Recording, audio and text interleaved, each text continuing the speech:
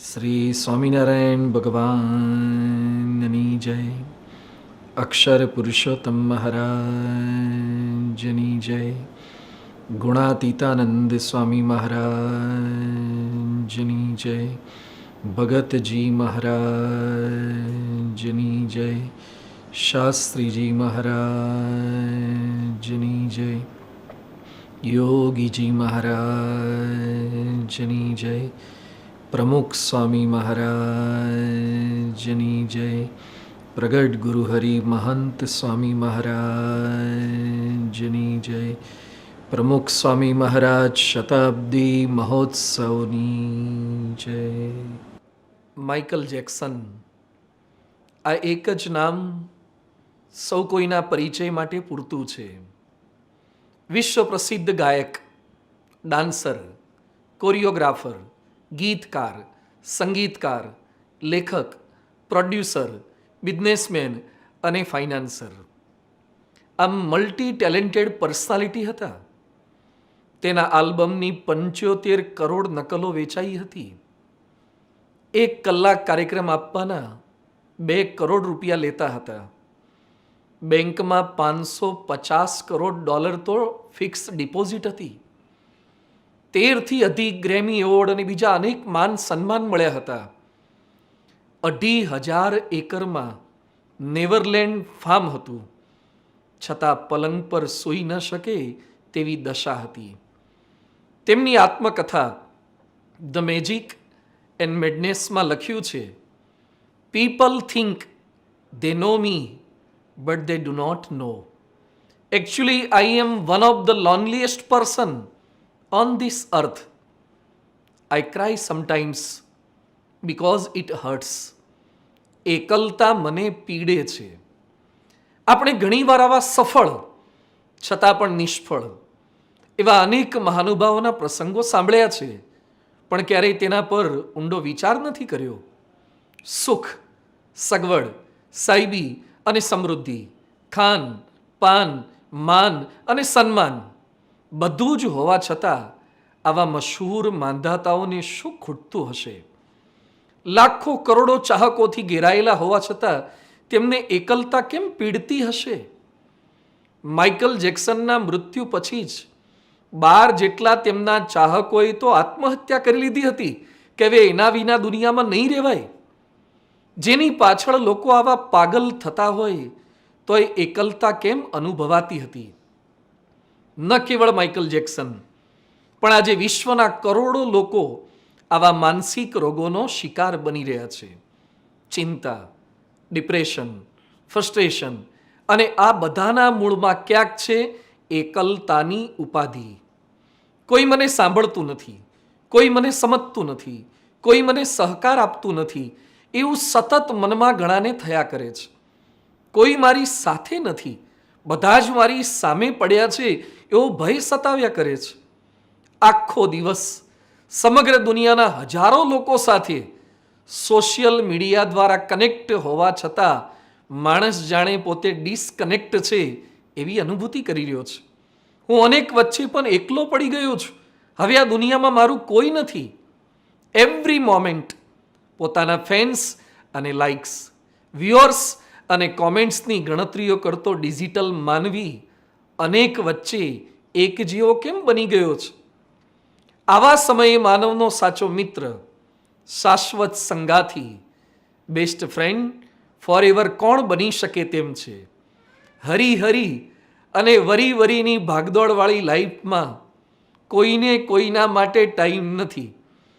અરે કોઈને મૃત્યુના સમાચાર આપીએ તો એ પહેલું એમ પૂછે કે એમને કાઢવાના ક્યારે છે? કેમ કે પછી અગ્નિ સંસ્કારની રાહ જોઈને વધુ સમય બેસી રહેવું ના પડે ને. આ સંજોગોમાં તમે યાદ કરો અને ક્યારેય એંગેજ ટોન ના આવે.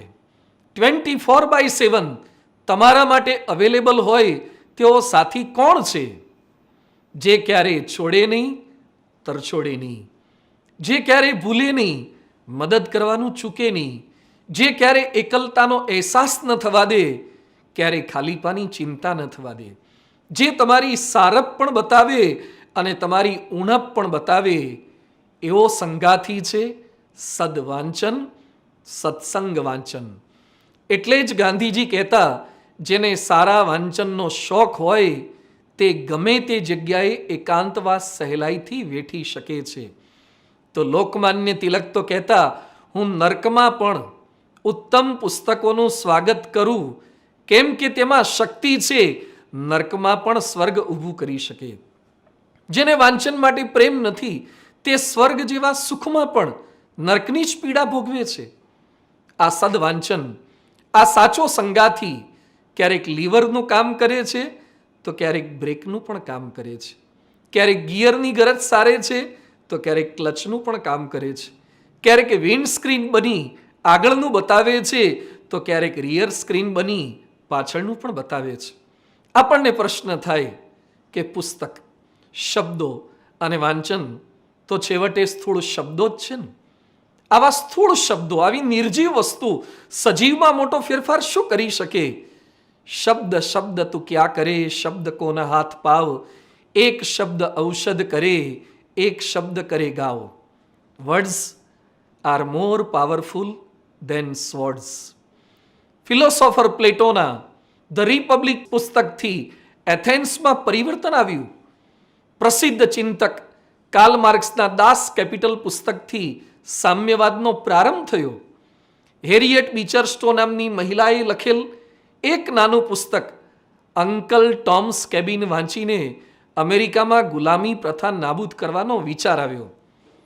આમ પુસ્તકના વાંચનથી વિશ્વમાં ક્રાંતિ થઈ શકે તો વ્યક્તિમાં તો ક્રાંતિ ને શાંતિ જેવા ફેરફાર ચોક્કસ થઈ શકે. આજે જ્યારે કોરોનાને કારણે ઓફલાઈનમાં મંદી આવી ગઈ છે અને ઓનલાઈનની બોલબાલા છે, વર્ક ફ્રોમ હોમ અને લર્ન ફ્રોમ હોમ નું કલ્ચર ઊભું થયું છે. દરેક આંખો સ્ક્રીન પર મંડાયેલી રહીને સિરિયલ કે સિરીઝની વ્યસની બની ગઈ છે. તેવા સમયે સદવાંચનની શું જરૂર છે? પેપરલેસની વાતો વચ્ચે પણ પેપરમાં લખેલી વાતો વાંચવાથી શું લાભ થઈ શકે? આ બધી જ વાતોને આજની રવિ સભામાં કથા વાર્તા દ્વારા સમજવાનો એક નમ્ર પ્રયાસ કરીએ. કાગળ સુજાડે આગળ, કાગળ પહોંચાડે આગળ. વાંચનથી શું થઈ શકે છે? વાંચનથી પોતાના મૂળ, કુળ અને ક્ષમતાનો પૂર્ણ પરિચય પ્રાપ્ત થશે. પહેલી વાત આ છે. યોગીજી મહારાજ દ્રષ્ટાંત આપતા કે સિંહનું એક નાનકડું બચ્ચું સિંહના ટોળાથી છૂટું પડી ગયું ને ઘેટામાં ભળી ગયું. પોતાને લીડીઓ માની બેઠું, બે કરવા લાગ્યું. સિંહ જોઈને ગભરાવા લાગ્યું, ભાગવા લાગ્યું.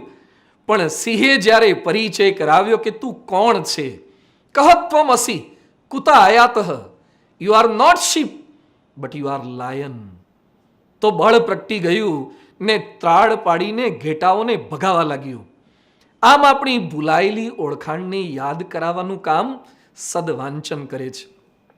આજે ચોતરફ વાક્યો સાંભળવા મળે છે, હું ના કરી શકું, મારાથી ના થાય, મને યાદ ના રહે, હું વહેલા ઉઠી ના શકું, હું આવું અંગ્રેજી બોલી ના શકું, હું વ્યસન છોડી ના શકું, આ ખાધા વગર કે પીધા વગર મારાથી બિલકુલ ન રહેવાય, હું શારીરિક રીતે નબળો છું, બૌદ્ધિક રીતે મંદ છું, આર્થિક રીતે સામાન્ય છું, સામાજિક રીતે પછાત છું અને માનસિક રીતે માય કાંગલો છું, એટલે મારાથી આ કેવી રીતે થાય?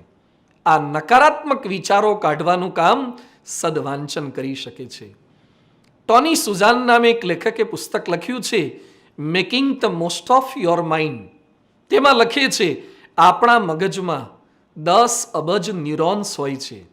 એકડા પાછળ 1 કરોડ કિલોમીટર સુધી શૂન્ય ટાઈપ કરીએ એટલા જોડાણ મગજમાં હોય છે. 1 સેકન્ડમાં 10 લાખ રાસાયણિક પ્રક્રિયા આપણા મગજમાં થાય છે. 2 લાખ માઇલનું તો વાયરિંગ મગજમાં છે. જો મગજનો પૂરેપૂરો ઉપયોગ થાય તો મારું તમારું મગજ 1 સેકન્ડમાં 7098 પાના યાદ રાખી શકે તેમ છે. 1 સેકન્ડના 400 કિલોમીટરની ઝડપે મગજને શરીરના કોઈ પણ ભાગમાં ઈજા થાય કે સ્પર્શ થાય અને સંદેશો મળી જાય છે. આપણે ક્યારેક કોઈ ગરમ વસ્તુને અડી ગયા હોઈએ અને કેટલો સ્પીડમાં સંદેશો જવાબ આપી જાય છે કે મૂકી દો. ક્યારે એવો જવાબ આપ્યો કે કૃપયા જારી રહીએ, ઇસ રૂટ કી સભી લાઈને વ્યસ્ત હૈ. આવું જો વાંચ્યું હોય તો પોતાની ક્ષમતા સંબંધી બધી જ ફરિયાદો કે નાના મોટા બાના બંધ થઈ જાય. રામાયણમાં વાત આવે છે કે સીતાજીની શોધ માટે જ્યારે વાનરોને એકત્રિત કરવામાં આવ્યા ત્યારે હનુમાનજી પોતે સમુદ્ર કૂદવા માટે તૈયાર નહોતા થયા. પણ જામવાને સમજાવ્યું, રામ કાજ લગી તવ અવતારા સુનતહી ભયવું પર્વત આકારા. તમારો જન્મ શેના માટે છે? તમે કોણ છો? આ સાંભળતા જ અપાર શક્તિ પ્રગટ થઈ. તેમ આપણામાં છુપાયેલી શક્તિને ઓળખાવાનું કામ સદવાંચન કરી આપે છે. 1985ના ગુણાતીતાનંદ સ્વામી દ્વિશતાબ્દી મહોત્સવમાં શોર્ટ સર્કિટ થવાને કારણે નગરનો પ્રવેશ દ્વાર સુંદર બનાવ્યો હતો, એમાંથી એક ભાગ સળગી ગયો. હવે સંતો કાર્યકરોને વિચાર આવ્યો કે બચી ગયેલો ભાગ, બચી ગયેલો ગેટ પણ કાઢી નાખવો જોઈએ, કારણ કે એક જ હોય તો ખરાબ લાગે. એ સમયે પ્રમુખ સ્વામી મહારાજે સંતો કાર્યકરોને વાત કરી કે બંગાળી કારીગરો જો નવો ગેટ બનાવી શકે તો તમે કેમ ના કરી શકો? અને સંતો કાર્યકરોએ પ્રથમ પ્રયત્ને જ સુંદર ગેટ બનાવ્યો. દિવેટ અને ગીતો બધામાં હોય જ છે, તેને પ્રજ્વલિત કરવાનું કામ વાંચન કરી આપે છે. આવું સદવાંચન આપણને સમજાવશે કે તમે કોઈ સામાન્ય નથી, તમારામાં અમાપ શક્તિ રહેલી છે, તમે ધારો તે કરી શકો. કોટી રવિચંદ્રની કાંતિ ઝાંખી કરે, એવા તારા ઉર વિશે નાથ ભાસે. આ વાંચન સમજાવે છે કે તમે કોણ છો, તમે કોના છો અને કોના માટે છો. જેમ ગુણાતીતાનંદ સ્વામીએ લખ્યું છે, ગાયકવાડનો છોકરો મૂળા સારું રૂવે કેમ કે તેને ખબર નથી કે તે કોણ છે. તેમ આપણે કોના છીએ એ યથાર્થ ખબર નથી, એટલે રંક જેવું વર્તન અને વાતો થઈ જાય છે. પૂજ્ય ડોક્ટર સ્વામી કથા વાર્તામાં ઘણીવાર કહે છે, સારંગપુરના 10મા વતનાવતનો રેફરન્સ આપીને, મારા ચૈતન્યને વિશે ભગવાન સદાય વિરાજમાન છે. ભગવાન તમારી સાથે છે એવું જો અનુસંધાન કાયમ રહે તેવું ક્યારેય ન લાગે કે હું એકલો પડી ગયો છું, લોનલીનેસ ક્યારેય ન અનુભવાય. શાસ્ત્રીજી મહારાજના સંતોને ખાવા ધાન કે પહેરવા સારા કપડાં પણ નહોતા મળતા. ઠેર ઠેર અપમાન અને ઉપાધિઓ જ આવકારતી હતી. અરે ટીકા કે માર તો ઠીક, પણ મારી નાખવાના પ્રયાસો સતત થતા હતા. છતાં તેમના મુખ ઉપર ક્યારેય ઉદાસી કે લાચારી જોવા નહોતી મળતી. તેઓ આપણી સામે કોણ છે તે નહીં, પણ આપણી સાથે કોણ છે તેની સામે નજર રાખતા હતા. એટલે જ ગાતા હતા, કષ્ટ ઉપાધિ ના લાગે કે દુઃખ ના લાગે માથે, ઉમંગ અંતરમાં એ છે કે યજ્ઞ પુરુષ છે સાથે. આપણે ગળામાં સ્વામિનારાયણની કંઠી પહેરી છે. લોકો આપણને સ્વામિનારાયણના સત્સંગી કહે છે, પણ ભગવાન સ્વામિનારાયણ કોણ હતા?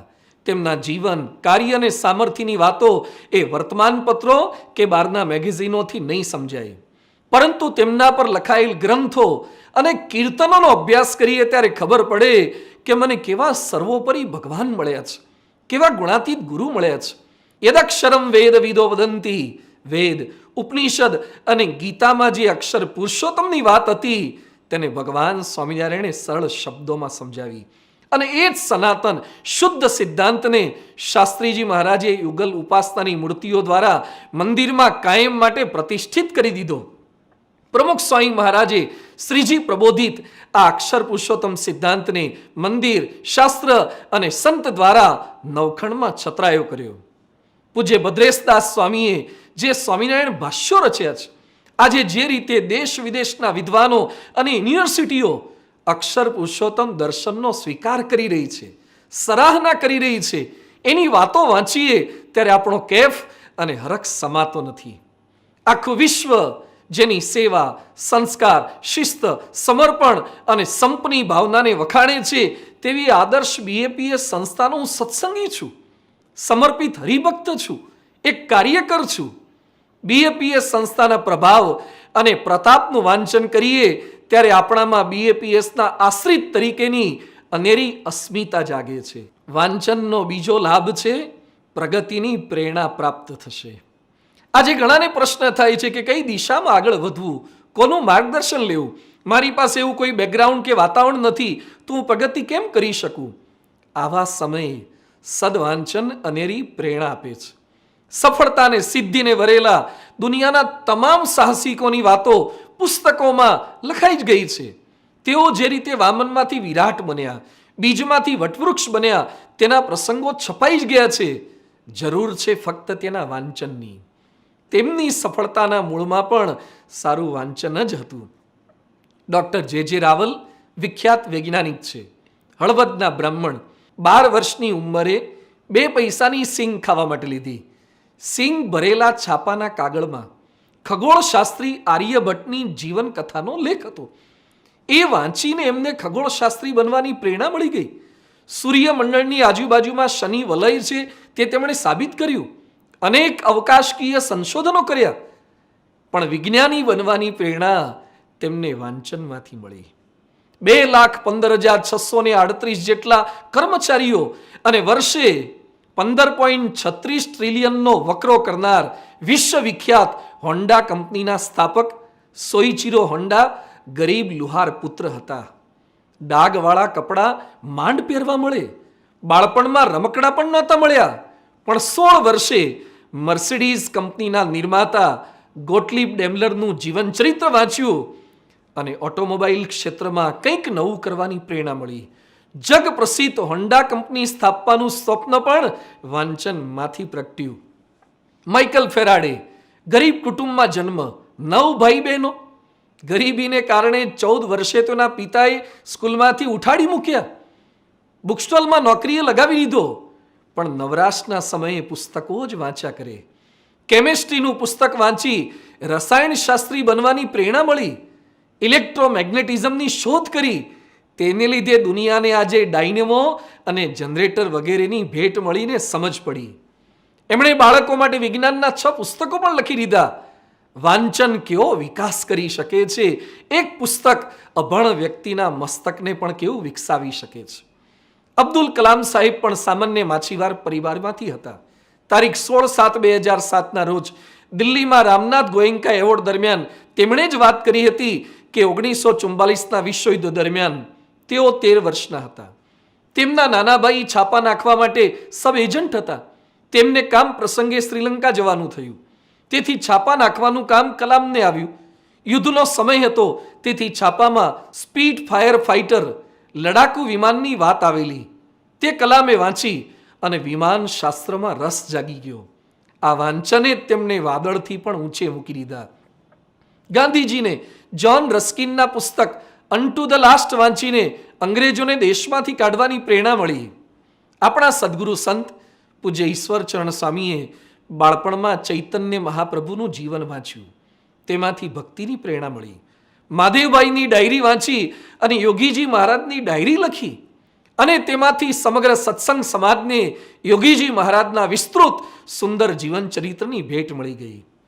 પ્રમુખ સ્વામી મહારાજના જીવન ચરિત્રમાં તેમના વિચરણના બીડાના પ્રસંગો વાંચીને હલી જવાય છે.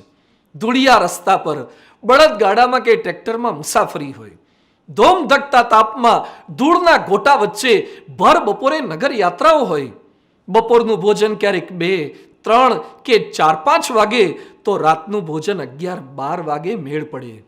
ઉપવાસમાં મોઢામાં પાણીનું એક ટીપું ના મૂક્યું હોય તો એ 100-150 ઘરોમાં ઉત્સાહથી પધરામણી કરે. ગળામાં પાણીનો સોસ પડતો હોય કે બીમારી હોય તો એ ધ્રુજતા શરીરે કથા વાર્તા કરે. આવા અગવડ અને અસુવિધાવાળા વિચરણમાં પણ તેમની ભક્તિ કે આહનેક ક્યારેય મોડા પડ્યા નથી.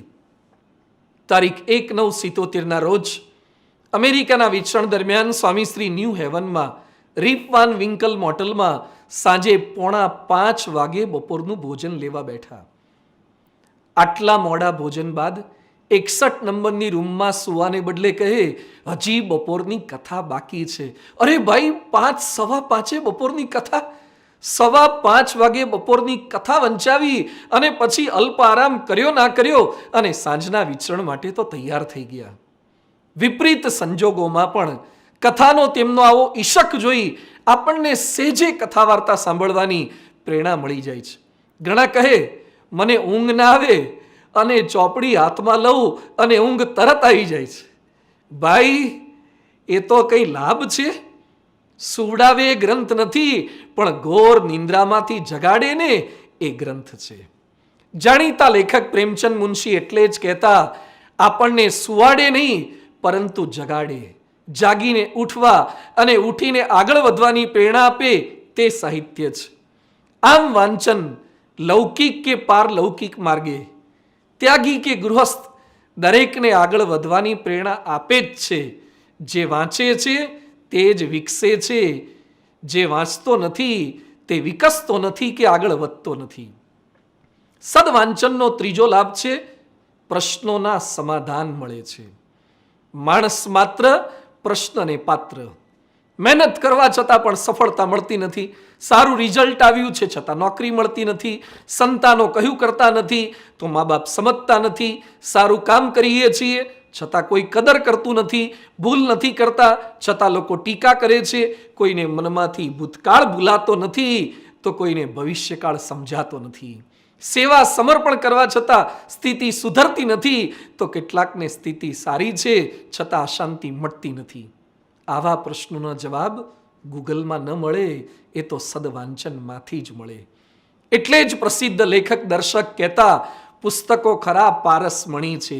તમારી પાસે સારા પુસ્તકો હશે તો તમને દિલોજાન મિત્ર, શુભેચ્છક, મુરબ્બી, સલાહકાર અને દિલાસો આપનારની ખોટ જણાશે નહીં. કોઈ પણ ઋતુના રંગમાં કે દશાના ઢંગમાં પુસ્તકો તમારા દિલને આરામ આપશે. તો મહર્ષિ અરવિંદ કહેતા, જ્યારે મારી સામે કોઈ માનસિક કે આધ્યાત્મિક મૂંઝવણો આવે ત્યારે ભગવદ્ ગીતાનું શરણું લઉં છું. તેનો કોઈને કોઈ શ્લોક મારી સમસ્યાઓનું સમાધાન બતાવી દે છે. જો સદવાંચન બીજાના પ્રશ્નો સમાવે તો મારા તમારા પ્રશ્નો કેમ ન સમાવે? વન વિચરણ દરમિયાન શ્રી નીલકંઠ વર્ણીએ ઈલા સુશીલા કે રાજ્યના પ્રલોભનોને ઠોકર મારી હતી. આ વાંચ્યું હોય તો જ્યારે આપણા જીવનમાં પ્રલોભનો આવે ત્યારે તેમની દ્રઢતા નજર સામે આવીને ઊભી રહે છે. ગુણાતીતાનંદ સ્વામીએ પોતાને મારનાર ઉગા ખુમાણને માફ કરી દીધા. અરે એટલું જ નહીં, દીકરો થાય તેવા આશીર્વાદ આપ્યા. તો જ્યારે કોઈ આપણું અહિત કર્યું હોય ત્યારે તેનું હિત કરવાની પ્રેરણા આ પ્રસંગનું વાંચન આપણને આપે છે. સેવા કરતા ભગતજી મહારાજ પર વિરોધીઓ વજનદાર કોથળા નાખી હેરાન કરતા, પરેશાન કરતા, ત્યારે ભગતજી મહારાજ કહેતા, એમાં રહીને ગુણાતીત સ્વામી જ મારી પરીક્ષા કરે છે. જો આવું વાંચન કર્યું હોય તો આપણને ત્રાસ આપનાર પતિ કે પત્ની, સાસુ કે વહુ, નોકર કે માલિકમાં રહીને સ્વામી જ મારી પરીક્ષા કરે છે એવું ટાણે સૂજી આવે છે. અનેક નિષ્ફળતાની અગવડો વચ્ચે પણ નવા ઉત્સાહથી, નવી ગિલ્લી, નવા દાવની તૈયારી સાથે છેલ્લા શ્વાસ સુધી સતત ઉપાસના માટે જજુમતા શાસ્ત્રીજી મહારાજના પ્રસંગો કે લિખિતંગ શાસ્ત્રી યજ્ઞપુરુષદાસ જો વાંચ્યું હોય તો ક્યારેય મોળો વિચાર કે મોળી વાત કરવાનું મન ન થાય.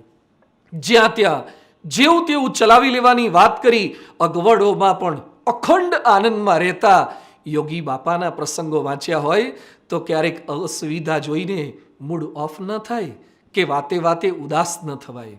ભર બપોરે 2:30 વાગે એ નહીં સમજે, આપણે સમજી જઈએ એમ બોલીને પીરસેલું ભોજન મૂકીને એક હરિભક્તને રાજી કરવા માટે ધોમ ધકતા તાપમાં પધરામણી કરનાર પ્રમુખ સ્વામી મહારાજનો પ્રસંગ જો વિચાર્યો હોય તો બીજા કેમ મને સમજતા નથી એવી ફરિયાદ જ ન થાય. આબાલ વૃદ્ધ સૌની ભૂલો કે દોષો જાણતા હોવા છતાં પણ કોઈના પણ સ્વભાવો સામે જોયા વગર નીચા નમીને સૌને પગે લાગતા, પ્રેમથી મળતા મહંત સ્વામી મહારાજના પ્રસંગો રિપોર્ટ જ્યારે વાંચીએ ત્યારે ન ભાવતાને પણ નભાવવાનું બળ મળી જાય છે અને બધાના દાસ થવાનો રસ્તો જડે છે. પરિવારજનોના વિરોધ, ત્રાસ, માર વચ્ચે પણ સત્સંગની અવિચળ ટેક નાખનાર જગા મેડીના બાળક ડાહ્યા, જેતપુરના કડવીબાઈ અને અમદાવાદના ડોસાબાઈના પ્રસંગ વાંચ્યા હોય તો ઘરમાં કોઈને સત્સંગ નથી તો હું એકલો જ સત્સંગ કેવી રીતે કરી શકું, હું એકલો પૂજા કેમ કરી શકું એવો પ્રશ્ન જ ન થાય. અમેરિકા, કેનેડા, ઓસ્ટ્રેલિયા અને યુરોપની લપસણી ભૂમિ પર નિજળા ઉપવાસ, મહિના 2 મહિનાના ધારણા પારણા કે ભગતજી વ્રત કરનાર કે નિયમ ધર્મમાં અડીખમ રહેનાર બાળકો, યુવકોના પ્રસંગો વાંચ્યા હોય તો નિયમ 12ની ખાણીપીણીનો સંકલ્પ જ ન થાય. ક્યારેક આપણને પ્રશ્ન થાય છે કે ભગવાન કેમ આમ કરતા નથી, પૂજા પ્રાર્થના કરવા છતાં પણ સંકલ્પ કેમ પૂરા કરતા નથી. આવા પ્રશ્નોના જવાબ પણ સ્વામીશ્રીના પ્રસંગો જ આપી જાય છે. તારીખ 18/10/1987 રોજ પરમ પૂજ્ય પ્રમુખ સ્વામી મહારાજ ભાદરા મુકામે સભામાં આશીર્વાદ આપતા બોલ્યા હતા, ખેડ ખાતર કરવા તે આપણું કામ, વરસાદ વરસાવો કે ન વરસાવો તે ભગવાનનું કામ, બી વાવવા તે આપણું કામ, ફણગા બહાર કાઢવા તે ભગવાનનું કામ, પાણી પાઈ નિંદણ કરવું તે આપણું કામ, હાથ લાંબા ડુંડા કરવા તે ભગવાનનું કામ, અનાજ દળી રોટલી કરી ખાવી તે આપણું કામ, પણ પચાવવું તે મહારાજ સ્વામીનું કામ. જો આવું વાંચન કર્યું હોય તો મહારાજ આમ કેમ કરતા નથી તેવો ક્યારેય પ્રશ્ન થાય ખરો? એટલે જ પ્રમુખ સ્વામી મહારાજ કહેતા, જેટલું વાંચન તેટલી વિચારવાની દિશા મળે, તેટલી આંતરિક પરિપક્વતા વધે. નિત્ય વચનામૃત વાતો, યોગી ગીતા અને સત્સંગ દીક્ષા વાંચનારને અનુભૂતિ થાય જ છે કે આપણા મનમાં જે મૂંઝવણ હોય, જે પ્રશ્ન હોય તેનું સમાધાન મળે તેવી વાત નિયમના વાંચનમાં એ દિવસે આવી જ જાય છે. એક હરિભક્તે સંતોને વાત કરી હતી કે સ્વામી, મને હંમેશા પ્રશ્ન થયા કરતા કે મારી સાથે આવું કેમ થયું, આવું થશે તો સત્સંગનું ખોટું દેખાશે, તે વ્યક્તિને લીધે જ આવું ખરાબ થયું. પણ જ્યારથી સત્સંગ દીક્ષાનો શ્લોક નંબર 152 વાંચ્યો, ભૂતમ યચ્ચ ભવેદ યચ્ચ યદેવાગ્રે ભવિષ્યતિ સર્વમ તન્મે હિતાયૈવ સ્વામી નારાયણેચ્છયા. જે થઈ ગયું છે, જે થઈ રહ્યું છે અને જે થવાનું છે તે સ્વામિનારાયણ ભગવાનની ઈચ્છાથી મારા હિત માટે જ થાય છે. આ વાંચ્યું ત્યારથી ઉકળાટ અને ઉચાટ માત્ર શમી ગયો. એસિડિટીની દવા વગર બધી જ બળતરા કાયમ માટે મટી ગઈ. તો સદવાંચન આ લાભ કરે છે. સદવાંચનનો ચોથો લાભ છે, આપણી દુઃખ પ્રતિકારક શક્તિ વધે છે. આજે નાની નાની વાતમાં પોતાનું ધાર્યું ન થયું એટલે રિસાઈ જવું, ઘર છોડી ભાગી જવું, છૂટાછેડા લઈ લેવા, મરી જવાની કે મારી નાખવાની ઘટનાઓ સાહજિક બનતી જાય છે. ઝારખંડમાં એક પૈસાદાર પિતાએ પોતાના પુત્રને નવી ગાડી જેગુઆર લેવાની ના પાડી, તો તેણે હમણાં જ લીધેલી નવી કાર BMW કેનાલના પાણીમાં ફેંકી દીધી. કેવા છતાં પતિ બટરવાળા પાવ ન લાવ્યા તો એક પત્નીએ આત્મહત્યા કરી લીધી. એક ભાઈનો હાથ ભાંગી ગયો તો હવે ભવિષ્યમાં ધંધો કેમ થશે એની ચિંતામાં આત્મહત્યા કરી લીધી.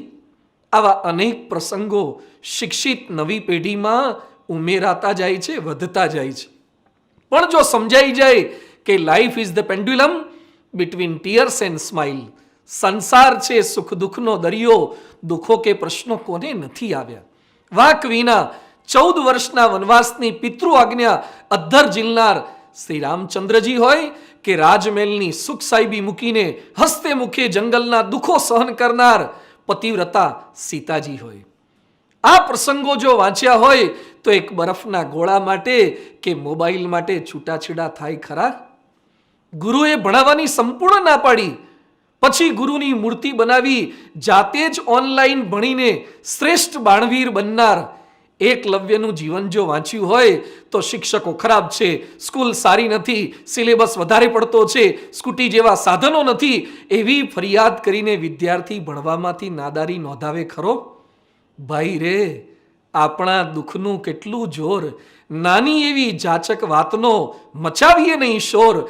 આગ જરે ગગન વિશે પણ હસી હસી ફૂલ જરે ગુલમોર. પ્રમુખ સ્વામી મહારાજ સારંગપુરમાં બિરાજમાન હતા. સામે બેઠેલા સંતોએ પ્રશ્ન પૂછ્યો કે સ્વામી, શરીર દુખે છે? પ્રમુખ સ્વામી મહારાજ બોલ્યા, શરીર હોય એટલે દુખે તો ખરું. તો આપ જણાવતા કેમ નથી? સ્વામીજી કહે, જણાવવાથી ઓછું થાય, જે જાણે એ પણ દુઃખી થાય. દુઃખ આવ્યું જ છે તેને હસતા હસતા સહન કરવું કે રડતા રડતા, પસંદગી તમારા હાથમાં છે. આ એક જ પ્રસંગ કેટલું આપણને શીખવી જાય છે. પ્રમુખ સ્વામી મહારાજના જીવનમાં અનેક શારીરિક દુઃખો આવ્યા, છતાં તેમણે ક્યારેય ફરિયાદ કરી નથી. બાયપાસ સર્જરી હોય કે પેસમેકર મૂકવાનું, ક્યારેક એક ઉંકારો પણ કર્યો નથી. અરે ડોક્ટર ખબર પૂછવા આવે કે સ્વામીજી કોઈ તકલીફ છે તો કેફથી કહે, શાસ્ત્રીજી મહારાજ મળ્યા, યોગીજી મહારાજ મળ્યા, હવે તકલીફ શાની હોય? આવા પ્રસંગો વગર દવાએ પણ આપણું દુઃખ ટાળી નાખવાનું કામ કરે છે. શરદી, ઉધરસ કે નાના મોટા દુખાવામાં રજનું ગજ કરીને બૂમો પાડવાની આપણી આદત છૂટી જાય છે. બોસ્ટન મેડિકલ સેન્ટરના બાળ ચિકિત્સક ડોક્ટર બેરી ઝુકરમેને સરસ વાત કરી છે. બાળકોને રોગ પ્રતિકારક શક્તિ માટે જેમ રસી, વેક્સિન અપાય છે, તેમ બાળકોના માનસિક સુસ્વાસ્થ્ય માટે પુસ્તકોનું વાંચન કરવાથી તેના શરીર અને મનની રોગ પ્રતિકારક શક્તિ વધે છે. જેમ કોરોનાની વેક્સિન લીધા પછી કોરોના આવે ખરો પણ ફાવે નહીં, તેમ સદવાંચનની વેક્સિન લીધા પછી દુઃખો આવે ખરા પણ ફાવે નહીં. રિપોર્ટમાં રોગ બતાવે ખરા પણ રોગ સતાવે નહીં, કેમ કે વાંચન તમારી ઇમ્યુનિટી વધારી આપે છે. રીડિંગ એ સ્પિરિચ્યુઅલ ફીડિંગ. વાંચનનો પાંચમો લાભ છે પરિવર્તનનું પોષણ મળે છે. મિત્રોને મીડિયાને લીધે આપણા વેશ અને કેશ, ભાષાને ભૂષા, ખાણીને પીણીમાં તો સહેજે પરિવર્તન આવી જાય છે, પણ આપણા સ્વભાવને, પ્રકૃતિ, કુટેવોને, આદતોમાં પરિવર્તન લાવવું આપણને પોતાને અઘરું પડે છે. ચીનના જિયાંગસુ પ્રાંતના નાનતોંગ શહેરનો એક કિશોર, એને મોબાઈલની, ઇન્ટરનેટની એવી લત લાગી કે છૂટે નહીં. છેવટે કંટાળીને તેણે પોતાનો હાથ કાપી નાખ્યો. પણ મોબાઈલની લતથી બચવા હાથ કાપવો એ શું ઉપાય છે? એ સ્વપરિવર્તનની પ્રેરણા પણ આ સદવાંચન જ આપે છે. મુંબઈનો લક્ષ્મણ તુકારામ ગોબે ચોપાટી પર બેઠેલા નિર્દોષ લોકોને અસ્ત્રાથી મારે. તેના પર 18 જેટલા કેસ થયા. તમામ જેલમાં જઈ આવ્યો. 3 વર્ષ તો એને પોલીસે, સરકારે તડીપાર કર્યો. 16 વર્ષથી હિંસા જ કર્યા કરે. જેલમાં જેલરે ગાંધીજીની આત્મકથા વાંચવા આપી અને તે બદલાયો. પત્ર લખી એણે બધાની માફી માગી. તેણે જજને એક પત્ર લખ્યો કે મને આકરામાં આકરી સજા કરજો. જેલમાં પોતે પુસ્તક પર કથા કરવા લાગ્યો. બીજા કેદીઓને સુધારવાનું કામ કરવા લાગ્યો. કાયદાથી જે ન સુધર્યો તેને પુસ્તકની કેળવણીએ સુધારી દીધો. પૂજ્ય સર્વનિવાસાનંદ સ્વામી ગરડા પ્રથમનું 20મું વચનામૃત વાંચ્યું અને વિચાર થયો કે જે પોતાને નથી ઓળખતો તેને ભગવાન સ્વામિનારાયણે મૂર્ખ, ગેલો, અજ્ઞાની અને નીચ કહ્યો છે. આવી ઉપમા આપી. આ વાંચી એમને એવી અંતરદ્રષ્ટિ થઈ કે બધા જ પ્રલોભનોને મોહબ્બત છોડી અને ગુણાતીતાનંદ સ્વામીનો સમાગમ કરવા આવી ગયા. પ્રમુખ સ્વામી મહારાજે 95 વર્ષના પોતાના જીવનમાં કેવા મહાન કાર્યો કર્યા છે, છતાં પોતાનું નામ ક્યારે આગળ આવે, પ્રસિદ્ધ થાય તેવી ઈચ્છા રાખી નથી. ગાંધીનગર અક્ષરધામનો મલ્ટીમીડિયા શો બનાવનાર પ્રોફેસર ફ્રિચને પણ સ્વામીજીના જીવનમાંથી, નિર્માનીપણામાંથી પ્રેરણા મળી અને નામ કે દામની ઈચ્છા વગર સેવા ભાવનાથી શોનું નિઃશુલ્ક કામ કર્યું. આવા પ્રસંગો વાંચીએ તો થોડી સેવા અને થોડું સમર્પણ કર્યા પછી પણ જે માન કે સન્માન, જે નામ કે જાહેરાત કે હાર તોરાની ઊંડે ઊંડે ઈચ્છા રહે છે, તે ધીમે ધીમે ઓછી થતી જાય છે, કેમ કે પુસ્તક પરિવર્તન કરે છે. જે સદવાંચનનો આવો લાભ અને મહિમા છે, તો તે વાંચન માટે આપણા ભગવાન અને ગુરુજનોને પણ અનહદ લગાવ અને પ્રેમ હતો. આપણી પરંપરાને પણ પ્રેમ છે. પિતા ધર્મદેવે બાળ ઘનશ્યામની પરીક્ષા કરી ત્યારે સોનામોર અને તલવાર છોડીને તેમણે શાસ્ત્ર પસંદ કર્યું. તેઓ વિશ્વને બતાવવા માંગતા હતા કે સુખ અને શાંતિ સત્તા સંપત્તિથી નહીં આવે, પણ શાસ્ત્રથી જ આવશે. તેમણે બાળ વયે શાસ્ત્ર માત્રનું પઠન કરી તેનો સાર કાઢી ગુટકો બનાવી દીધો હતો અને વિચરણ દરમિયાન તેને સાથે લીધો હતો. શ્રીજી મહારાજે ગરડામાં સંવત 1861 અને સંવત 1862 એક જ વર્ષમાં પ્રાગજી દવે પાસે 7 વખત ભાગવતની કથા વંચાવી હતી. આ તેમનો ગ્રંથ પ્રેમ હોય તો જ શક્ય બને ને. એટલે જ શતાનંદ સ્વામીએ તેમના માટે લખી દીધું, સત્શાસ્ત્ર વ્યસનાય નમઃ.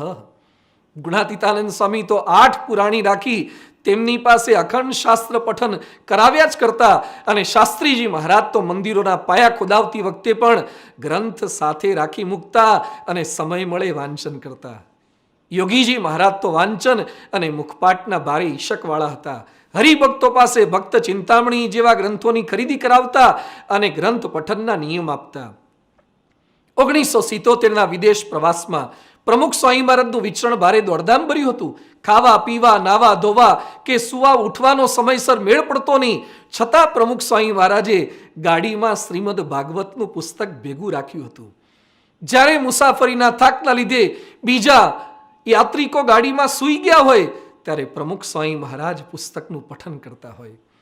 તારીખ 5/3/2001 રોજ દિલ્હીમાં પ્રમુખ સ્વામી મહારાજના દર્શને શ્રી લાલકૃષ્ણ અડવાણીજી પધાર્યા. સંતોએ વાત કરી કે સ્વામી તેમને પુસ્તક વાંચનમાં સારો રસ છે. ત્યારે સ્વામી શ્રી બોલ્યા હતા, મારી એવી ઈચ્છા રહે કે સંસ્થાના જેટલા પુસ્તકો બહાર પડે તે બધા જ વાંચવા, જમતી વખતે પુસ્તક વંચાય તે ગમે. પરમ પૂજ્ય મહંત સ્વામી મહારાજ તો આદર્શ વાચક અને વિચારક છે. વહેલી સવારે 5 વાગે તો વાંચવા બેસી જાય, રસપૂર્વક વાંચે. પુરુષોત્તમ બોલ્યા પ્રીતે કેટલા અનુરાગથી વાંચે છે, કેટલા વખતથી વાંચે છે, છતાં તેમને નવું જ નવું મળ્યા જ કરે છે. સવારે પૂજામાં શિક્ષાપત્રી, ધર્મામૃતને યોગી ગીતા કેટલી શાંતિને ધીરજથી વાંચે છે. ઘણાને આટલી વારમાં તો અઠવાડિયાનું વાંચન થઈ જાય. આમ આપણી પરંપરા પુસ્તક અને સદવાંચનની પ્રેમી છે. પોતે પ્રેમી છે એટલું જ નહીં, જે વાંચન કરે તેના પર તેમનો અપાર રાજીપો થાય છે. એકવાર પાર્ષદ ઘનશ્યામ ભગતે ભગતજી મહારાજનું જીવન ચરિત્ર વાંચ્યું તો યોગી બાપા એમને દંડવત કરવા માટે તેમની પાછળ ચાલવા લાગ્યા, દોડવા લાગ્યા, દંડવત કરી લીધા. 1983ના વર્ષે ગોંડલમાં એક વ્યક્તિએ પ્રમુખ સ્વામી મહારાજ પાસે આવી રોજ વચનામૃત અને સ્વામીની વાતો વાંચવાનો નિયમ લીધો તો રાજી થઈ 2 હાથે બાપાએ ધબ્બા માર્યા અને બોલ્યા, આ નિયમ આજીવન રાખજો. રાજીપો વરસાવ્યો. માટે આપણે પણ હવે વાંચન માટે પ્રેમ વધારીએ. જેના માટે પ્રેમ હોય તેને મળવું ગમે, એના વગર ચેન ન પડે. મેસેજ કે ફોન કરીને પણ મળી લઈએ. તેમ જો પુસ્તક માટે પ્રેમ હોય તો તેને મળ્યા વગર રહેવાય નહીં. એક યુવકના લગ્ન હતા. તેના સસરા તેને પહેરામણીમાં વધામણીમાં ઘરેણા આપતા હતા. તો તે યુવકે ના પાડીને કહ્યું, મને કિંમતી ઘરેણા કે રોકડ આપવાને બદલે તેટલી કિંમતના પુસ્તકો, ગ્રંથો લઈ આપજો. કેમ કે પુસ્તકો મારા જીવનનું ઘડતર કરશે અને ઘરેણા તો શોભાના ગાંઠિયા બની અને તિજોરીમાં પડ્યા રહેશે. આ યુવક હતા દેશવીર બાલ ગંગાધર તિલક. આને કહેવાય પુસ્તક પ્રેમ. છે તાકાત આપણા સસરાને આવું કહેવાની? ઘણાને સસરા સામેથી પુસ્તક આપતા હોય તોય કે અમારે ઘેર ઘણા પુસ્તકો છે, પડી જ રહ્યા છે, વળી મને વાંચનની એવી ટેવ નથી અને પુસ્તકો શોકેસમાં પડ્યા રહેશે. એના કરતાં તમારે આપવું હોય તો એકાદું વાસણ કે વોટર બેગ જેવું આપો તો રોજ કામ લાગે. જ્યારે મહાન વિજ્ઞાની આઈન્સ્ટાઈન દુકાનમાં બહાર વાળ નહોતા કપાવતા, ઘરે વાળ કાપી દેતા અને બચતમાંથી પુસ્તક ખરીદતા. અમેરિકન રાષ્ટ્ર પ્રમુખ અબ્રાહમ લિંકન નવા કપડાં ન ખરીદે પણ નવું પુસ્તક ચોક્કસ ખરીદે. ઘણા બીપીએલનું કાર્ડ લેવા, સેલમાં સસ્તા ભાવે મળતા કપડાં કે બૂટ ચપ્પલ લેવા દોડીને જાય. ડિસ્કાઉન્ટના ભાવે જો મોબાઈલ મળતા હોય તો ક્યાંય દૂર સુધી લેવા જાય. અરે આપણને ભોજનાલય માટે જેટલો પ્રેમ છે તેટલો પ્રેમ વાંચનાલય માટે નથી. તેથી આપણે જોઈએ તેટલું અને જોઈએ તેવું વાંચન નથી કરતા. વળી વાંચન અંગે આપણને કેટલીક ફરિયાદો પણ રહે છે. એક ફરિયાદ આપણી એવી છે કે સ્વામીજી વાંચન માટેનો અમારી પાસે પૂરતો સમય નથી. અભ્યાસ કે નોકરી કે ધંધામાંથી સમય જ નથી મળતો તો સદવાંચન ક્યાંથી કરીએ? પૂજા માંડ કરીએ જ. પણ આ સમયની ફરિયાદ કેટલે અંશે વ્યાજબી છે? હમણાં જ એક સર્વે થયો છે. દુનિયાની દરેક વ્યક્તિ સોશિયલ મીડિયા પાછળ દરરોજ એવરેજ 145 મિનિટ એટલે કે 2.5 કલાક જેટલો સમય ફાળવે છે. આજે તમે જ્યારે પણ જુઓ, જેને પણ જુઓ, સેજ નવરા પડ્યા નથી ને ઓનલાઈન થયા નથી. કયા દેશમાં કોરોનાના કેટલા કેસ છે, કયા રાજ્યમાં કોની સરકાર આવશે, કયા હીરો કે ખેલાડીના છૂટાછેડા થયા કે છૂટાછેડા થાય તેવું લાગે છે, શેર બજારમાં કોનું માર્કેટ અપ જાય તેવું છે કે કઈ કંપનીનું માર્કેટ ડૂબે તેવું છે. આ બધું જ જોવા, જાણવા, વાંચવા અને વિચાર વિમર્શ કરવા માટેનો સમય આપણને જો મળી રહે છે તો વાંચનનો સમય મળે જ. દરેક પાસે સમય તો હોય જ છે પણ સમયનું આયોજન હોતું નથી. પ્રાયોરિટી નથી હોતી કે કયા સમયમાં પહેલું શું કરાય. મહાન સમ્રાટ અને યોદ્ધા નેપોલિયન રણ મેદાનમાં પણ ઊભા જર્મન મહાકવિ ગેટની લખેલી નોવેલ વાંચતા હતા. ભગતસિંહ ફાંસીના માચડે ચડતા સુધી વાંચન કરતા હતા. ગાંધીજીએ દાંતણ કરતા કરતા આખી ગીતા મોઢે કરી લીધી હતી. શ્રી ગુલજારીલાલ નંદાજી વડાપ્રધાન હતા, છતાં રોજ વચનામૃત અને શિક્ષાપત્રીના વાંચન અને ચેષ્ટા ગાન માટે સમય કાઢતા હતા. પ્રમુખ સ્વામી મહારાજ ભારે વિચરણમાં, મુસાફરીમાં કે સહેજ નવરાશ મળે અને તરત આપણા પુસ્તકોને પત્રો વાંચવા લાગે. દાંતણ કરતી વખતે પત્રનું શ્રવણ કરતા, ચાલુ સભામાં પત્ર લેખન કે વાંચન કરી લેતા. અરે પ્લેનમાં સંતો સીટ સરખી કરતા હોય તેટલા સમયમાં પણ ઊભા ઊભા એક પત્ર વાંચી લેતા. પણ મને સમય નથી મળતો તેવી ક્યારેય ફરિયાદ કરતા નહીં. આજે પરમ પૂજ્ય મહંત સ્વામી મહારાજ દિવસ આખો પત્ર, ફોન, મુલાકાત કે મીટિંગ જેવા કાર્યોમાં વ્યસ્ત રહેવું પડે. તેથી સવારે વહેલા ઉઠીને કે મોડી રાત્રે જાગીને પણ સદવાંચનનો નિયમ તો સાચવી જ લે છે. આજે અનેક એવા હરિભક્તો છે કે જેને મોટો વેપાર છે, વ્યવહાર છે. અનેક એવા બાળકો, યુવકો, બહેનો, ભાઈઓ છે જેને મોટો અભ્યાસ છે, ઉચ્ચ કારકિર્દીની જવાબદારી છે, છતાં પણ નિત્ય વાંચન માટે સમય કાઢી જ લે છે. આ કોરોનાના સમયમાં દરેક પાસે અઢળક સમય છે, માટે સમય નથી તેવી ફરિયાદ તો થાય તેવું છે જ નહીં. કેટલાક એમ કહે છે કે એમને આવી વાંચનની ટેવ નથી, મને ટેવ નથી એવું બોલીને છટકી જનારો પણ ઘણો વર્ગ છે. જેમ મોબાઈલ વાપરવાની કે સોશિયલ મીડિયા કે ઝૂમ વાપરવાની, આ ઓનલાઈનની આપણને ક્યાં ટેવ હતી, પણ કેવી ટેવ પડી ગઈ તો પઠનની ટેવ પણ પડી જ જાય. એમ વાંચનની ટેવ પાડવી હોય તો પડે જ. વિનોબા ભાવેએ લખ્યું છે, એકવાર મને વાંચન રૂપી વાનગીનો ચસ્કો લાગ્યો, પછી તે ક્યારેય મોળો પડ્યો નથી. ભલે શરૂઆતમાં થોડું વાંચો, તમને ગમે તેવું વાંચો, પણ શરૂઆત તો કરો. અને જેને આ વાંચનની ટેવ નથી પાડી તેની વૃદ્ધાવસ્થા બહુ ખરાબ જાય છે. યાદ રાખજો, જ્યારે તમારા હાથમાં પાવર કે પૈસા નહીં હોય ત્યારે કોઈ સગા, સ્નેહી કે મિત્રો તમને પૂછશે પણ નહીં. જે લોકો આપણી આજુબાજુ ફરતા હતા તે દિવસમાં એકાદ વાર મોઢું માંડ બતાવશે. આવા સમયે મને કોઈ પૂછતું નથી, સાંભળતું નથી, બોલાવતું નથી તેવી વેદના ખૂબ દુઃખી કરશે. અને પોતાના જેવા સમદુખિયા વૃદ્ધો હોય એની આગળ બેસીને ટીકા, ટિપ્પણી કે ટીખળમાં સમય માંડ માંડ પસાર થશે. પણ જેને વાંચનની ટેવ પાડી હશે તેને ક્યારેય ફરિયાદ કરવાનો સમય નહીં મળે. તેનો સમય સુખેથી પસાર થઈ જશે. તે કોઈને નડશે પણ નહીં અને બીજા કોઈ એને નડી શકશે પણ નહીં. ઉલટાનું તેનો પુસ્તક પ્રેમ અને સદવાંચનની સુટેવ જોઈને બીજા પણ પ્રેરણા લેશે. યસ્ય અસ્તિ સદગ્રંથ વિમર્શ ભાગ્યમ કિમ તસ્ય શુષ્કેશ ચપલા વિનોદૈહી. જેને સદગ્રંથ વાંચવાનું સૌભાગ્ય મળ્યું તેને શુષ્ક ગપ્પાબાજી કે રમૂજોથી શું વળે. અને આપણી પાસે શાસ્ત્ર સાહિત્યનો પ્રાચીન અને અર્વાચીન વારસો કેવો વિરલ છે. વિશ્વના સૌથી પ્રાચીનતમ ગ્રંથો 4 વેદો આપણી પાસે છે.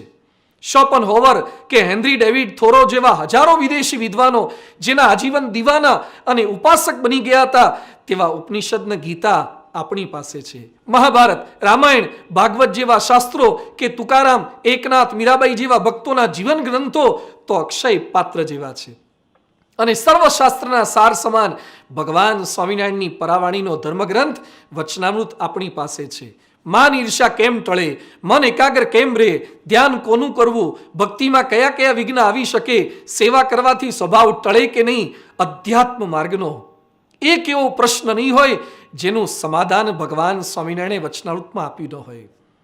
સાવ સાદી અને સરળ ભાષામાં લખાયેલો સ્વામીની વાતોનો ગ્રંથ. જાણે આપણું અંતર પકડીને જ સ્વામી વાત કરતા ન હોય. કોઈ પણ પાનું ખોલો અને તમને તમારી એકાદ સમસ્યાનું સમાધાન મળી જ જાય. ભગવાન સ્વામિનારાયણથી લઈ પ્રમુખ સ્વામી મહારાજ સુધીના ગુરુઓના દિવ્ય જીવન ચરિત્રો તો અણમોલ રત્નોના મહાસાગર જેવા છે. પ્રમુખ સ્વામી મહારાજ 1985માં કુરાઈ ગામે બોલ્યા હતા કે મહારાજ સ્વામીનું કે ગમે તે ગુરુનું જીવન ચરિત્ર તો દર વર્ષે એકવાર વાંચી જ લેવું. અને ગુરુહરિ પ્રમુખ સ્વામી મહારાજના વિરાટ જીવન અને કાર્યને અંજલિ આપતું તેમનું અતિ દિવ્ય જીવન ચરિત્ર બહાર પડી રહ્યું છે. સમયે સમયે તે પ્રસંગના વિડીયો તમારા મોબાઈલ દ્વારા QR કોડ સ્કેન કરો ત્યાં તરત જ દેખાય. ક્યારેય સાંભળ્યા ન હોય તેવા સ્વામી બાપાના પ્રસંગો આપણું હૈયું હચમચાવી નાખે છે. સંતો ભક્તો માટે તેમણે વેઠેલા બીડાની વાતો વાંચીને આંખો છલકાઈ જાય છે. અગવડ સગવડમાં તેમણે અદા કરેલી પરાભક્તિ જોઈ ભાવ વિભોર થઈ જવાય છે. અપાર પ્રલોભનો અને આકર્ષણો વચ્ચે પણ નિયમ ધર્મ અને તપ ઉપવાસની તેમની દ્રઢતા જોઈ નતમસ્તક થઈ જવાય છે.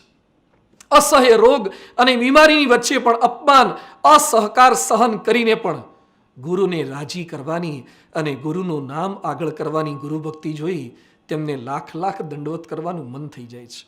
માત્ર 6 ચોપડીનું જ ભણતર હોવા છતાં આખી દુનિયામાં BAPS તો ડંકો મારનાર, ધર્મી ને વિધર્મી, પ્રધાનોને પ્રમુખો અને આદિવાસીથી લઈ અમેરિકાવાસી સુધી સૌના હૃદયમાં શાશ્વત અમીટ છાપ મૂકી દેનાર પ્રમુખ સ્વામી મહારાજનો પ્રભાવ જોઈ તેવા ગુરુના શિષ્ય થવા મળ્યું તે વિચાર માત્રથી છાતી ગજગજ ફૂલી જાય છે.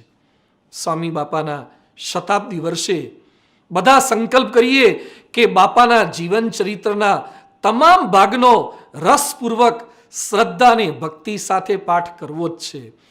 ગુરુરી મહંત સ્વામી મહારાજે કહ્યું છે, જેમણે સ્વામી બાપાને જોયા નથી તેને પણ ઘણી ઘણી પ્રેરણા મળશે, સમાધાન મળશે અને શાંતિ મળશે. ઓરડામાં મૂકેલી ફૂલદાની આખા ઘરને સુગંધીદાર બનાવે છે, તેમ આપણા ઘરમાં રહેલું આ જીવન ચરિત્ર આપણા ઘરને અક્ષરધામ તુલ્ય બનાવશે.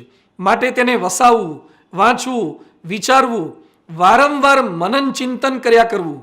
સારી રીતે સુંદર રીતે મનન ચિંતન કરતા તમે બ્રહ્મરૂપ થઈ જશો. આપણા બુક સ્ટોલમાં ક્યારેક સમય લઈને જોજો. લેવાની વાત પછી એકવાર નિરાતે બધા પુસ્તક સામે નજર કરો, ટાઇટલ વાંચો, હાથમાં લઈ પાના ફેરવો તો એ નવું ઘણું જાણવા મળશે. અહોહો થશે કે આટલા બધા વિષયો પર સાહિત્ય આપણી પાસે જ છે. જો તમારે બાળકને આદર્શ બનાવવું છે તો સુટેવ કુટેવ, સુચરિતમ, વાર્તા રે વાર્તા, બનો વિદ્યાર્થી નંબર 1 અને સ્ટડી ટેકનિક જેવા બાળ તાલીમના પુસ્તકો આપણા બુક સ્ટોલમાં જ દેખાશે. જો તમારે આદર્શ વાલી બનવું છે અને ભવિષ્યમાં ઘરડા ઘરથી કે ઓલ્ડ હાઉસથી બચવું છે તો વાલીની ડાયરી અને તમે ને તમારા સંતાન જેવા આદર્શ મા બાપ બનવાની તાલીમ આપતા પુસ્તકો બુક સ્ટોલમાં જ દેખાશે. જો તમારે ઘરને ક્રોધ, ઈર્ષા, અદેખાઈ, કુસંપ અને કકળાટથી મુક્ત આદર્શ બનાવવું છે તો ઘર બને મંદિર, ઘર સભાથી જેવા અનેક પુસ્તકો મળશે. જો તમારે કોઈને જન્મ દિવસે કે લગ્ન દિવસે પુસ્તકની ભેટ આપવી છે તો શાંતિ, પરાત્પર, ટર્નિંગ પોઈન્ટ અને વાઇબ્રેશન જેવા ગુજરાતી, હિન્દી, અંગ્રેજી અનેક પુસ્તકો નજરે ચડશે. દર મહિને ઘેર બેઠા મળતા આપણા સામયિકો તો માહિતી અને પ્રેરણાનો ખજાનો છે. સ્વામિનારાયણ પ્રકાશ, બાળ પ્રકાશ, પ્રેમવતી અને બ્લિસ તો ઘેર બેઠા પાવનકારી ગંગાનું કામ કરે છે. પણ કિનારે બેસીને આપણે કોરા રહીએ તો સંસ્કારથી ભરપૂર ગંગાનો શો વાંક. અને હવે તો આપણી વેબસાઇટ પર અનેક પુસ્તકોને લેખો નિઃશુલ્ક ઉપલબ્ધ છે. બોલો હવે આનાથી વધારે અક્ષરપીઠ કે સંસ્થા શું કરે? મોઢામાં કુળિયા મૂક્યા, હવે ચાવવું તો આપણે પડે ને. વચનામૃત અને સ્વામીની વાતોની એપ્લિકેશન સંતોએ અપાર મહેનત કરીને અતિ સુંદર બનાવી છે. તમામ નવા ને અઘરા શબ્દોના અર્થો, સંદર્ભોને પ્રમાણો સાથે બધું સમજાવ્યું છે. તમને ગમતા વચનામૃતને વાતોની તમે વિષયવાર યાદી કરી શકો, તમારું મનન એમાં લખી પણ શકો, રિમાઇન્ડર સેટ કરી શકો. હવે આપણે એપ્લિકેશન ડાઉનલોડ કરવાની બાકી હોય તો કરી દેવી, અને ડાઉનલોડ કરી હોય તો રોજ એક વચનામૃત અને 10 સ્વામીની વાતોનો નિયમ લેવાનું શરૂ કરવું જોઈએ. ગુરુરી મહંત સ્વામી મહારાજે સત્સંગ દીક્ષાના 236માં શ્લોકમાં વાંચન સંબંધી આજ્ઞા કરતા કહ્યું છે, સ્વામી વાર્તા પઠેત નિત્યમ તથૈવ વચનામૃતમ ગુણાતીત ગુરુણામ ચ ચરિતમ ભાવતઃ પઠેત. વચનામૃત વાતો અને ગુણાતીત ગુરુના જીવન ચરિત્ર નિત્ય ભાવથી વાંચવા. લોકો પ્રશ્નો પૂછે તેનો ઉત્તર છાતી કાઢીને આપી શકીએ. આપણી સાંપ્રદાયિક અસ્મિતા સત્સંગ ગ્રંથોના સદવાંચનથી જ વધશે. પણ એક જાણપણું ચોક્કસ રાખવાનું છે, વાંચન કરતા કરતા અસદવાંચન ન થઈ જાય તેનું. વિવેકાનંદ સ્વામી કહેતા, ખરાબ વાંચન એ ઝેર બરાબર છે. આજે જે કોઈ ભૂલો કે ન કરવાના કામ થાય છે તેના મૂળમાં ક્યાંક આવું અયોગ્ય વાંચન અને દર્શન છે. 14 વર્ષનો એક કિશોર છાપામાં આવતો આપઘાતનો લેખ વાંચી કોપી કરવા ગયો અને મરી ગયો. આવા કેટલાક લેખ વાંચી કોઈ ચોરી તો કોઈ બળાત્કાર, કોઈ હત્યા તો કોઈ આત્મહત્યા, કોઈ વ્યસન તો ભ્રષ્ટાચારના રવાડે ચડે છે. જે આપણને આપણા ક્ષેત્રમાં કે સત્સંગમાં ઉપયોગી થાય તેવું વાંચન ન હોય તેવું વાંચન મન અને સમય બંને બગાડે છે. માટે તેનાથી તો સોશિયલ ડિસ્ટન્સ જ રાખવું. અંતે આજે ચોક્કસ અને નક્કર નિર્ણય કરીને ઊભા થઈએ. મારે રોજ ઓછામાં ઓછું 30 મિનિટ તો સત્સંગનું વાંચન કરવું જ છે. વાંચનને મારા દૈનિક જીવનનો, દૈનિક ક્રમનો એક ભાગ બનાવી દેવો છે. સવારે પૂજા પછી, ભોજન પછી કે રાત્રે સૂતા પહેલા આટલું વાંચન મારે કરવાનું જ છે. જેમ નેનપુરના દેવજી ભગત 200 માળા કર્યા પછી જ સૂતા, તેમ આપણે પણ અમુક પાન વંચાય પછી જ પથારીમાં જવું તેવો નિયમ લેવો પડે. જેમ પૂજા કર્યા વગર પાણી નથી પીતા, તેમ વચનામૃત વાતો કે જીવન ચરિત્ર વાંચ્યા પછી જ અમુક કાર્ય કરીશ એવો નિર્ણય કરીએ. જેમ નિત્ય પૂજા છે તેમ નિત્ય વાંચનને પણ દ્રઢતાપૂર્વક વળગી રહીએ. સંસ્થા દ્વારા બહાર પાડેલ કુલ પ્રકાશનમાંથી કેટલા મેં વાંચ્યા છે, કેટલા બાકી છે તેની યાદી બનાવીએ. જે બાકી છે તેના વાંચન માટેનું પ્લાનિંગ કરીએ. ક્યાંય પણ બહાર જઈએ તો અવશ્ય એકાદું નાનું મોટું પુસ્તક ભેગું રાખીએ. શું વજન લાગે છે એમાં? મુસાફરી કે નવરાશ કે વેઇટિંગના સમયે વાંચન માટે કામ લાગશે.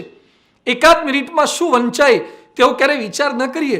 અરે દુનિયામાં એકાદ મિનિટમાં કેવું ને કેટલું થઈ જાય છે ખબર છે? એક જ મિનિટમાં 12 કરોડ રૂપિયાની ઓનલાઈન ખરીદી થાય છે. ઇન્સ્ટાગ્રામમાં 6,65,000 ફોટો સ્ટોરી શેર થાય છે. ફેસબુકમાં 40 લાખ પોસ્ટ લાઇક થાય છે. યુટ્યુબમાં 6,94,000 વિડીયો જોઈ જાય છે. ગૂગલમાં 2 કરોડ સર્ચ રિક્વેસ્ટ થાય છે. 6.90 કરોડ વોટ્સએપ મેસેજ સેન્ડ થાય છે. 16 કરોડ લોકો ટિકટોક જોઈ લે છે. 19.70 કરોડ ઈમેલ સેન્ડ થાય છે. અને આ બધું જ કેવળ એક જ મિનિટમાં થાય છે. અને આપણે પાછા ક્યારેક કહીએ 5 જ મિનિટ છે એમાં વાંચવું શું? ટીપે ટીપે સરોવર ભરાયની જેમ પળે પળે પુસ્તક વંચાય. જે વાંચીએ તે કેવળ પુસ્તક પૂરું કરવા માટે ન વાંચીએ, પણ વિચારપૂર્વક વાંચીએ. ગુણાતીતાનંદ સ્વામીએ કહ્યું છે, જે વાંચ્યું તે વિચાર્યું નહીં, જે વિચાર્યું તે અમલમાં મૂક્યું નહીં તો શા કામનું? અને વાંચનમાંથી આપણને જે ઉપયોગી થાય તેમ હોય કે વિશેષ ગમ્યું હોય કે પ્રેરણા આપે તેવું હોય તેની અલગ નોંધ પણ કરી શકીએ. જે સારું વાંચીએ તે પરિવારજનો અને મિત્રો આગળ કહીએ તો વાંચેલું વધારે પાકું થશે. ઘર સભા અને સત્સંગ શિક્ષણ પરીક્ષા તો પઠન વાંચન માટેનું આદર્શ પ્લેટફોર્મ છે. માટે તેમાં પણ ઉત્સાહપૂર્વક જોડાઈએ. અંતે મહારાજ સ્વામીના ચરણોમાં પ્રાર્થના કરીએ. આજે પણ પ્રાર્થના કરીએ અને રોજ વાંચન પૂર્વે પણ પ્રાર્થના કરીએ. શાસ્ત્રમ સર્વસ્ય લોચનમ, જેનાથી આંખ અને પાંખ બંને ખુલે છે તેવા શાસ્ત્રોને સત્સંગ સંબંધી પુસ્તકોનું નિયમિત મહિમા સાથે પઠન કરી શકીએ. સત્સંગ વાંચન એ તો સમજણનું ચાર્જર છે, પ્રેરણાની પાવર બેંક છે. તેનાથી હંમેશા આપણે કનેક્ટ રહી શકીએ. મહંત સ્વામી મહારાજે સત્સંગ દીક્ષાના 237મા શ્લોકમાં કહ્યું છે, ઉપદેશાશ્ચ ચરિત્રાણી સ્વામી નારાયણ પ્રભો ગુણાતીત ગુરુણામ ચ સત્સંગી નામ હિ જીવનમ. ઈષ્ટદેવ અને ગુરુવર્યોના જીવન ચરિત્રો જ આપણું સત્સંગીઓનું જીવન બને. આપણું સાહિત્ય માર્ગ દીપક બનીને અધ્યાત્મ માર્ગે આપણને સતત આગળ દોરતું રહે.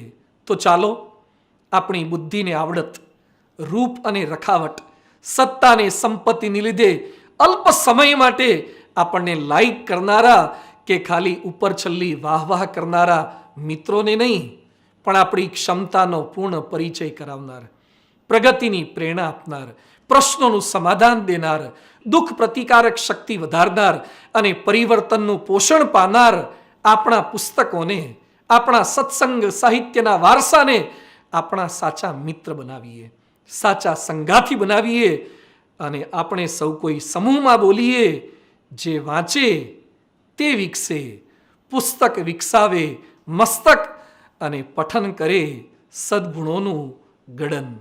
શ્રી સ્વામિનારાયણ ભગવાનની જય.